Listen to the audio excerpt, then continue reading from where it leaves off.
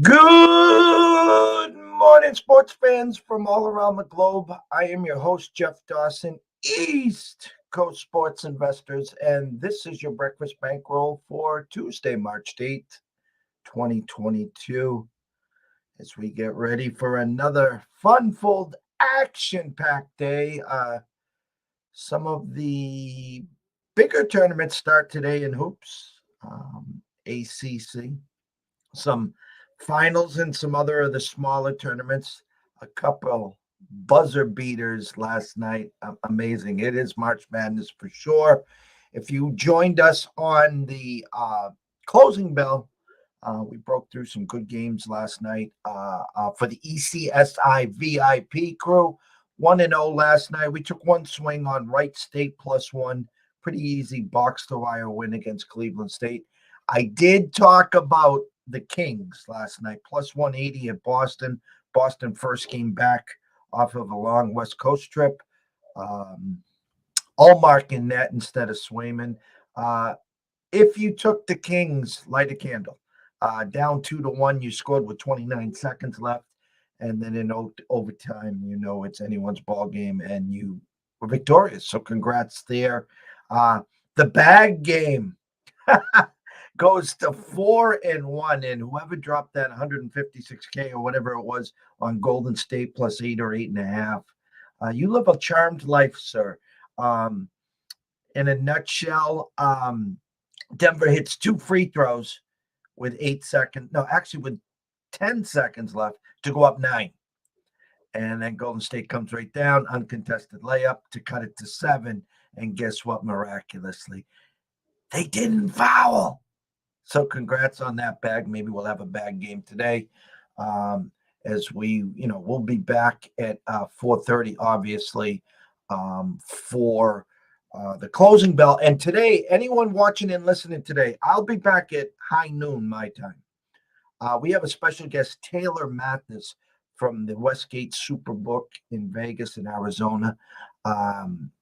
She is an amazing woman who does content for them, high energy, fun to follow on Instagram and all the other social platforms. So we will have a good time today with that. And a shout out to my man, Mr. Marty Lowe from Alabama.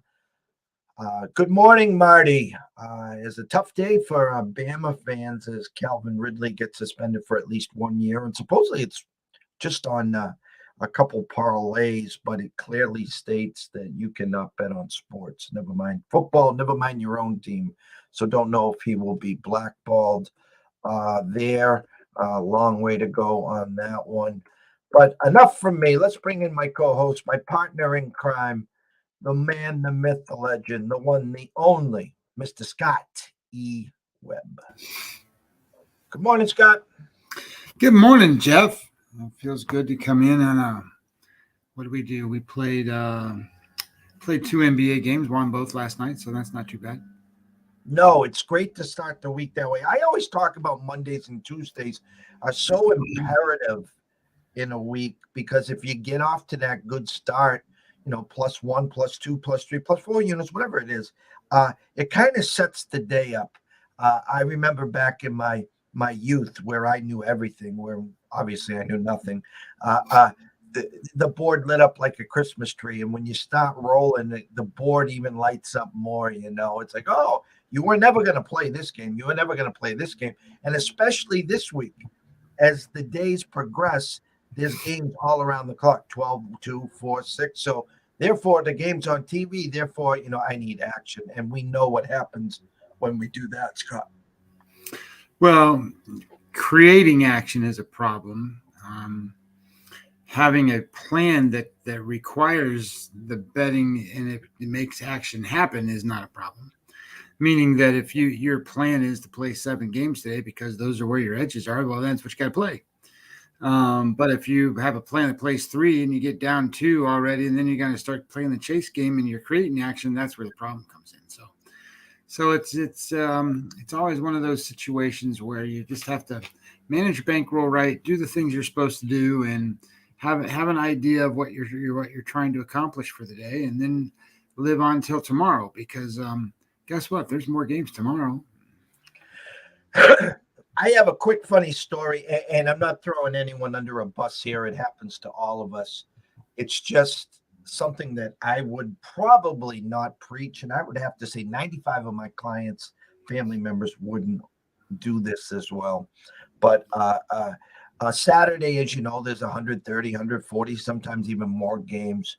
And so when you press early, 12, 1, 2, 2:30, and next thing you know, you got 5 games on the early slate, and this this group of people go 0-5. Okay, on Saturday, and it happens. We know you can go 0-5 just as easy as you can go 5-0. It seems like the 0-5s don't really sting. Like, when I'm in Vegas, the funny thing is, if I'm having fun and I put together those 4, 5, 6-legged parlays, how many times you just throw a quarter on the reverse sweep, because it's amazing how sometimes that happens. But my point I was trying to make, Scott, is you go 0-5 in the early slate. Next thing you know, this group sends out another 4 plays. And I know this, if that happened to us, my guys would be running for cover. They're like, Jeff, we just went 0-5. We're all set for the day. I don't think we're going back to the well for another 4 games. Well, again, I think that it's how the plan lays out, right? I've had days where I've said, hey, look, guys, here's what we're going to do. I've got a morning plan, then I got an afternoon plan, and my afternoon plan is going to be based solely on what we do in the morning plan. And if we have a decent day, which obviously I'm planning to have a decent day, I wouldn't be betting them if I wasn't thinking they're going to win. But if we have a decent day in the morning, maybe that frees up some of these games that might be a little more leanish instead of playish, but we're going to play them instead of lean them, stuff like that. But that's the plan going into the day. If you don't have that, it's just but again, some people, they have to have 10, 12 games playing, and they wake up in the morning and then have to do the counting to figure out if they made any money. And I'll just end this segment with this note. There's been so many times on those Saturdays, again, whether it's college football, college basketball, the slate is so big and people get so hyped up from 10 to 12 with game day, and they're all fired up. And then we have clients, family members all over the country. So Marty, Billy, all from SEC land. And then we got Texas, we got the Pac-12 late at night. And this is how I try to explain it. I'm going to flip that switch right there, where we send out 4 games from 12:30 to 4:30, and we go 4-0. And then how many people are chomping at the bit? Okay, what do we got for the nightcap? And do you know how hard it is to win 4 units in one game, one day? And I try to explain this to people. It's like this: with the juice, it's like going 10-4, maybe 10-5. So I understand the action junkie. Hey, 15 games with 10-5, with plus 4.5 units. Whoa! They're all fired up. Versus 4-0 and up that 4 units. It's a big difference, but it's the same thing. But most people, if they play 15 games, Jeff, you know how it goes. They don't go 10-5. They go 7-7, or they go 7-8, or they go 8-7, and they're not making any money. And it's like I went 2-0 yesterday in the NBA. Okay, we're up 2 units. So if you played 10 games yesterday, to get up 2 units, you have to win 7 of those 10 games. If you win 6, you're still not up 2 units. Quickly here, thoughts. I guess I read this morning before we checked in. They're back to the 12-game playoff format, which I know cuts a lot of money out in the pool, and then it also obviously will cut down on the minimum salary. Well, that was the initial talks, but where I'm reading and who I follow, seems like they're really building some momentum here. Now, I think the owners and the players both have a day in mind. They said if they got a deal done today, which you and I both knows, probably is a 0.001% chance of happening, but they could still get the 162 in. If they don't get a deal done today, they're going to take another week off the calendar. Thoughts moving into today, Scott? It's always hopeful thoughts. I mean, I don't know what else to say at this point. I'm getting tired of the rhetoric of what the reporters are putting out, because they only have access to the people in the room. They're not in the room, and then the people in the room tell them what's going on and what's happening to their way of thinking.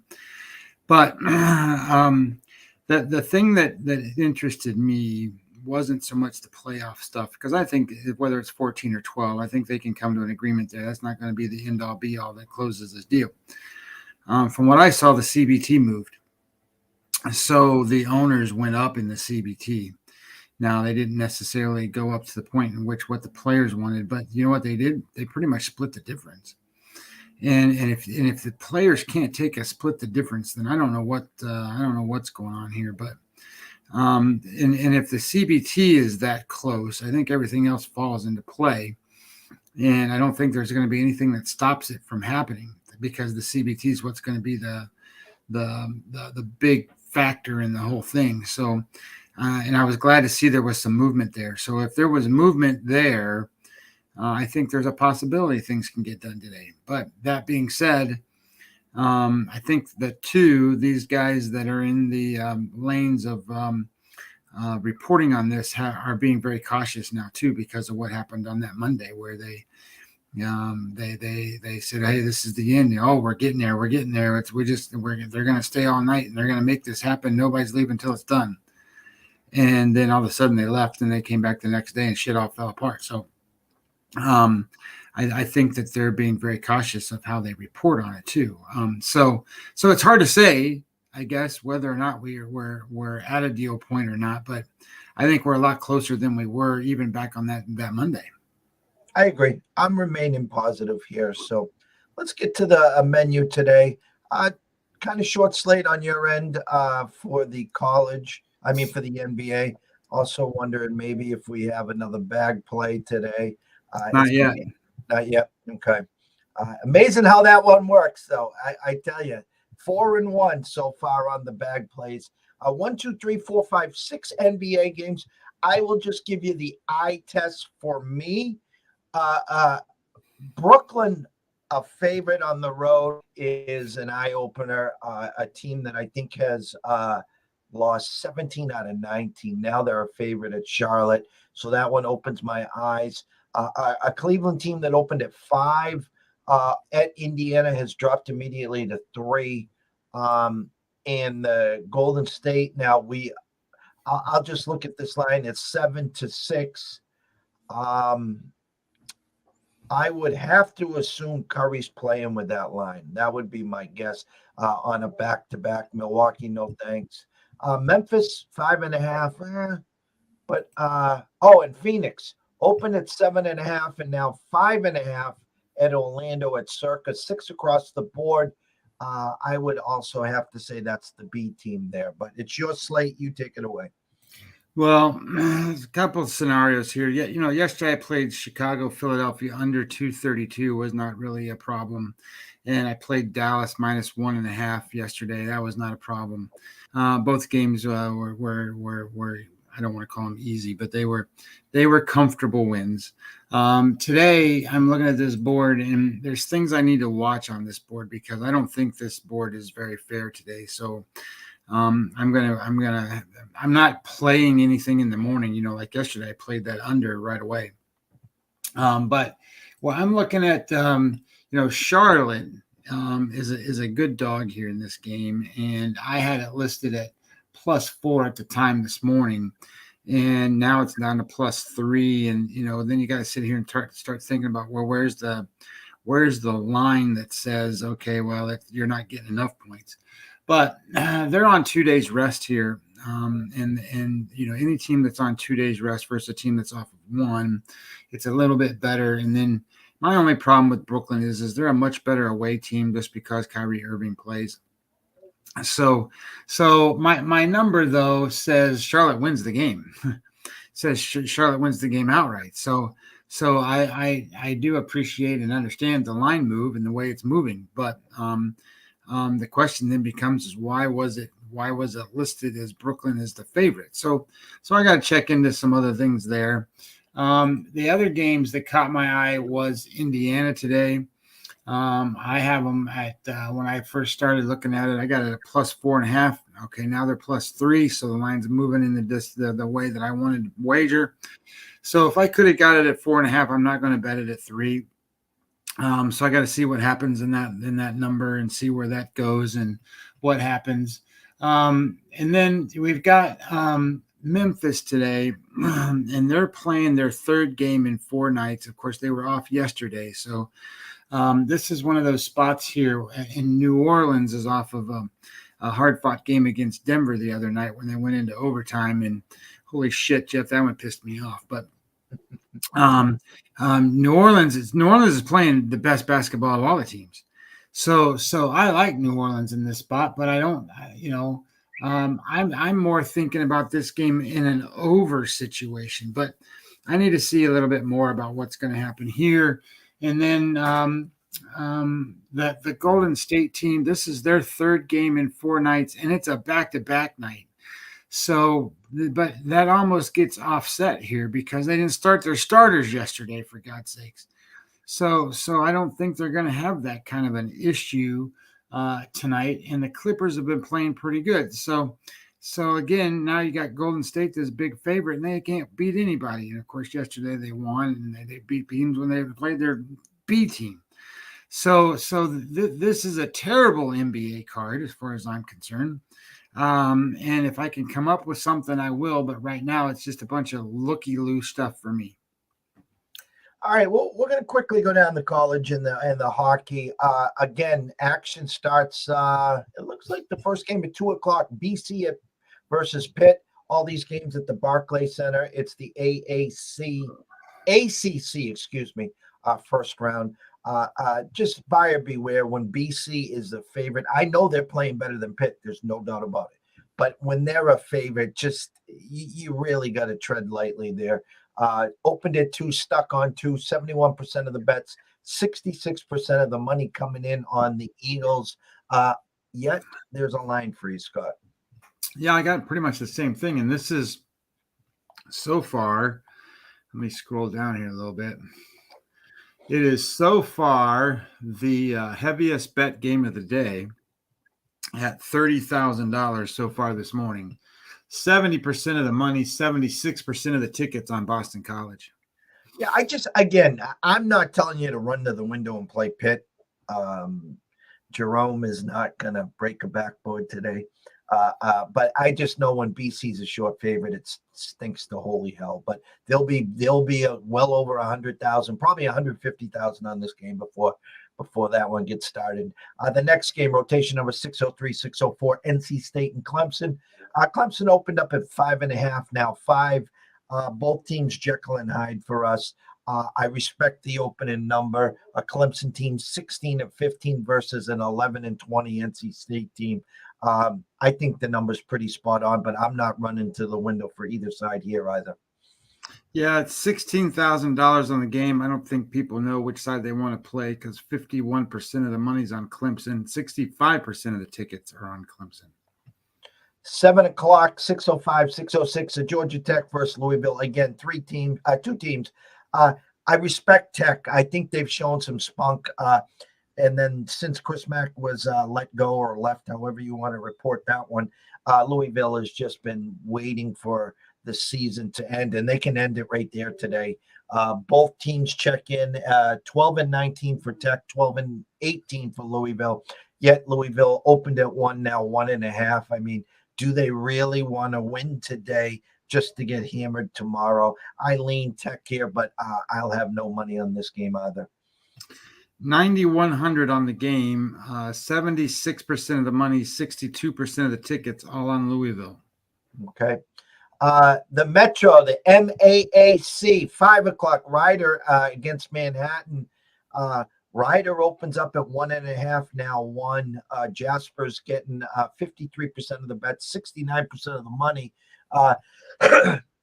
Interesting here is that Ryder comes in at 12-18, Manhattan 15-14, yet Ryder opened up as the favorite. Yeah, this is showing a pick 'em here, but it's 6,600 on the game, 63% of the money, and 55% of the tickets on Manhattan. Okay, we'll be watching that one at 4:30. Rotation number 609, 610, Canisius against Fairfield. Fairfield opens at 2, now 3. 11-20 versus 14-17. Again, guys, it's a board where the first round, these teams are not good. So I think you really want to be selective. Just because we have college hoops basically, all afternoon and night doesn't mean that we dive into them. Yeah, this one's only got 4,800 on it, 83% of the money, 82% of the tickets on Fairfield. All right. I'm just trying to find the other game here. There it is. Rotation number 611, 612, Quinnipiac against Marist. Opened at 2.5, stuck on 2.5. Yet I'm showing 67% of the bets, 91% of the money on the Qs. This is $2,700 on the game so far. So, I guess they're just getting warmed up here. 80% of the money, 56% of the tickets on Marist. Okay. The Horizon League Championship, Wright State versus Northern Kentucky. Wright State was very, very good for us. Is obviously the right side last night, no pun intended. Open up 1-point dogs, now 1.5 at Westgate versus Northern Kentucky. Showing 69% of the bets, 65% of the money, Scott, on Wright State. No, this is just little money right now, but $8,200, 67% of the money, 55% of the tickets on Northern Kentucky. Okay. To the gift that keeps on giving, and they just are dogs, more dogs, and they just keep winning. And I just wish I could say I was one of those guys that just kept riding NC Wilmington. It just Ken Palm, Vegas, no one ever caught up to them. And guess what? They're in the championship game. And guess what? They're dogs again. They're facing Delaware.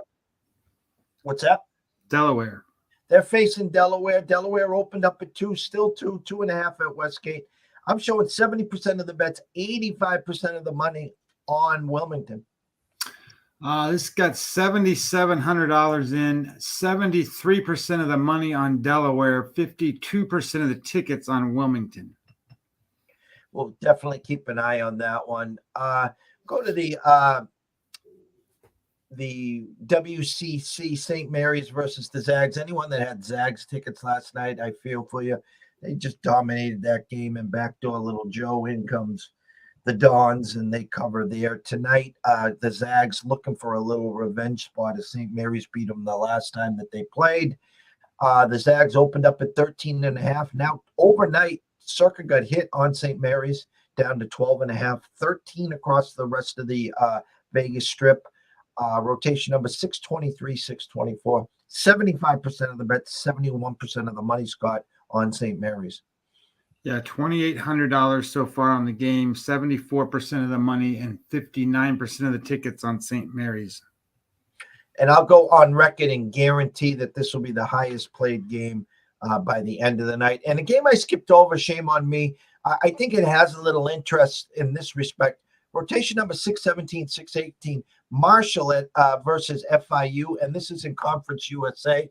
The fact of the matter is Marshall comes in at 11-20 and FIU at 15-16, yet Marshall opened up at 2.5, got hit pretty good at Circa overnight, now 3.5, 3 across the Vegas Strip. $7,900 on the game, 82% of the money, 65% of the tickets on Marshall. Yeah, keep an eye on the Thunder and Herd there. Might need to get in on them early. All right. We're going to go to hockey here because there's a couple games that don't make sense. I'm going to get a cross-reference here. Well, okay.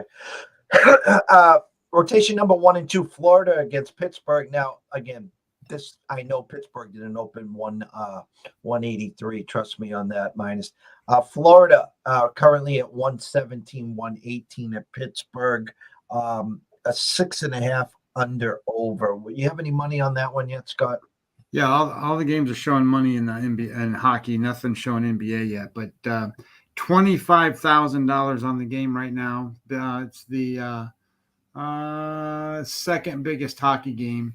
88% of the money, 73% of the tickets on Florida.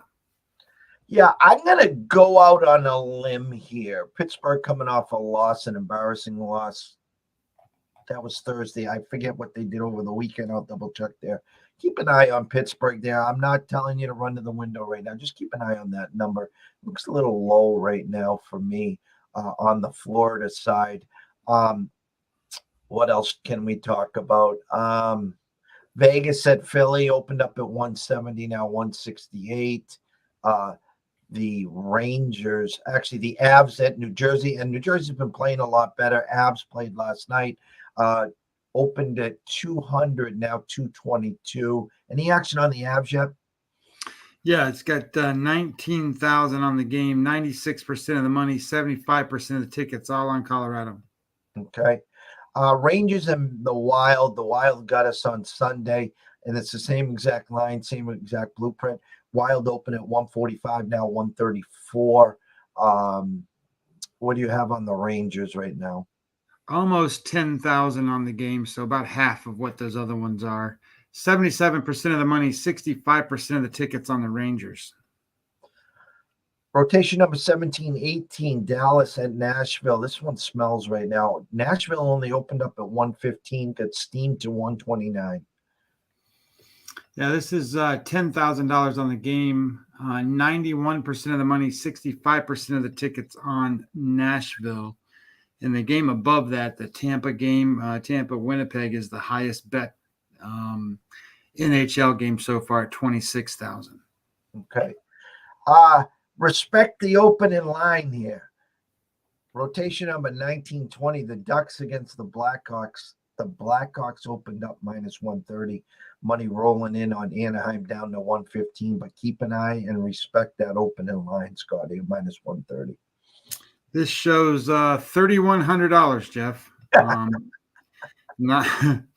93% of the money, 77% of the tickets on Anaheim. Yeah, that would be the reason why the line moved. And this is the one that I just said, respect the opening line there on the Blackhawks. And this is the stench of the night. I think it is. Calgary only opened up at 140, and it's now down to 128 against the Capitals. Yeah, $2,200 so far on this game. 64% of the money, 79% of the tickets on Calgary. All righty here. Only last night for tonight, they crushed Buffalo. The market will keep betting the Rangers. Oh, there's no doubt. Occupancy. Thank you for the follow on YouTube. Do me a quick favor if you can support ECS family. Hit that subscribe button, smash the like button. Two good things. He said Florida rested the starting goalie last night for tonight. Good job there. They crushed Buffalo. Yes, they did. And you are 100% correct. The market will keep betting the Rangers if Shertican is in net. It's becoming automatic. We did have them 2 games ago. And the funny part about that one, Mr. Occupancy, was I left the building when they were up 2-0 with 3 minutes to go in the second period, and the Blues scored 3 goals in 3 minutes. That happened to us 3 times last week. Gave up 3 goals in less than 3 minutes. And in this game, it was in 1 minute. But then the Rangers had a great third period and won that game. And shout out there. Yes, you are correct. This goalie has been in fuego. So good eyes there. Scotty, closing thoughts. I'm interested to see baseball get finalized. I'm itching and scratching and jumping at the bit to get this stuff done, and also to figure out who's going to play for who, and figure out when they're going to start playing, and kind of go from there. to be honest, I really don't want to dive into the KBO, but I will if I have to.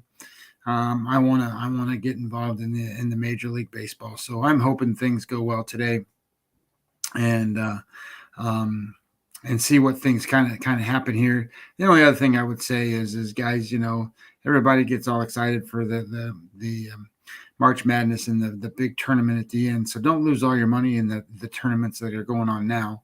Have some fun with it and stuff, but just be careful of what you do, and just make sure that you strategize properly. Let's just say it that way. Mr. Occupancy thanks us for the info and breakdown, and we thank you. Thank you for the watch. Thank you for the follow. If you can subscribe, this is what we do. We try to get up early in the morning, talk about the overnight numbers, maybe some of the spots where the sharps hit to get you set up for the day. And then we try to sneak in a midday market report where we might get some breaking news where there could be a bag game over at pregame.com. And then, of course, don't forget the closing bell at 4:30, where myself and Scott kind of get you set up for where our eyes and our bankroll and our plays are. Every game that we release here, we play. It's very simple. We don't go on to those fake apps and list 10 games and for monopoly money or whatever. So we're here for the journey. And Mr. Occupancy, thank you again. All questions and info are deeply, deeply appreciated. So with that, myself will be back in 1 hour and 12 minutes with Taylor Mathis. We're going to be talking Westgate Superbook, where I will be in exactly 1 week, Scott. Getting to the nitty gritty there. I'll be there. I'll be at South Point. I'll be at Circa, the Bellagio. Be making the appearances for 17 days and nights. And yes, that's a long time, but when you've been there as many times as me, and when I say it's a business trip, it is. I'm that guy that's up at 4:30, 4:45 in the morning.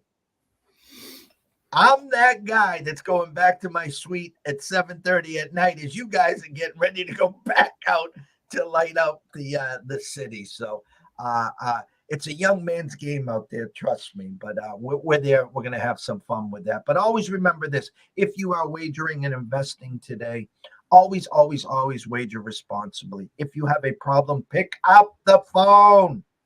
Ask for help. Why? Myself and Scott care. We want to see you here today, tomorrow, next week, next month, through 2022 and beyond. From myself, Jeff Dawson at EC Sports Invest, from Scotty Webb at Webby20 MLB, we wish everyone a blessed morning and afternoon, and we will see you soon.